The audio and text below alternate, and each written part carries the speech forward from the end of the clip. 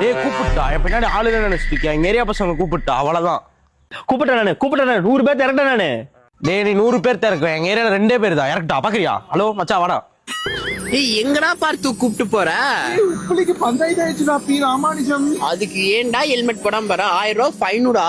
ஐயோ அவசரத்துல வந்துட்டேனேக்கோ. யாரு இவனுங்க நெத்தியில பட்ட கழுத்துல கொட்ட 3 பேர் மார்க்கமா இருக்கானுங்க. உப்பிலியாண்டான் பிரச்சனையை வளர்த்திட்டான். ஏன்டா கடங்காரா உங்க பெத்தவெல்லாம் உனக்கு நல்ல பழக்கம் சொல்லி தரலையா? ஏன்டா அபிஷ்டு இங்க வாடா. ஏன்டா இந்த குழந்தையான மட்டும் பிரச்சனை இழுக்கிறியா? ஏன்டா அபிஷ்டு பார்த்தசாரதி எவ்வளவு சாப்பிட்டானாலும் நோக்கி உம்பிட்டு தைரியம் இருந்தா அவனே நீ டென்ஷன் ஆக வைப்ப. பார்த்துக்கு கோவம் வந்துருச்சுடா விஷ்ணு. அகர முதல்ல எழுத்தெல்லாம் மாதி பகன்னு முதற்றே உலகு. ஏய் அவன் கோவப்பட்டு கெட்ட வார்த்தை பேச போறான்டா.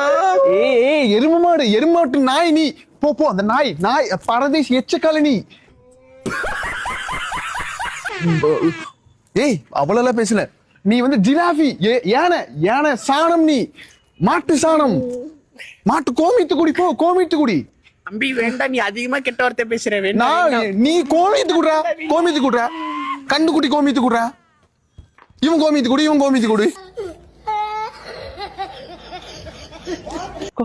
கோபுரம் இது கோமியம்மா? மாட்டுக்கு கள்ளி தண்ணிடா. கோமி தண்ணி மூஞ்சி தச்சுடா. அம்பி அபிஷ் நாயே விடு அம்பி, அவன் பயந்துட்டான்டா. சுமால் பையன் அம்பி. ஒண்ணு வேணாண்டா. ஓட அபிஷ் அம்பி குழந்தாய். இவன் ஒரு ரவுடி மாதிரி இவனை 2 பேரும் இழுத்துட்டு வேற போறீங்கடா. சரவண பகவான்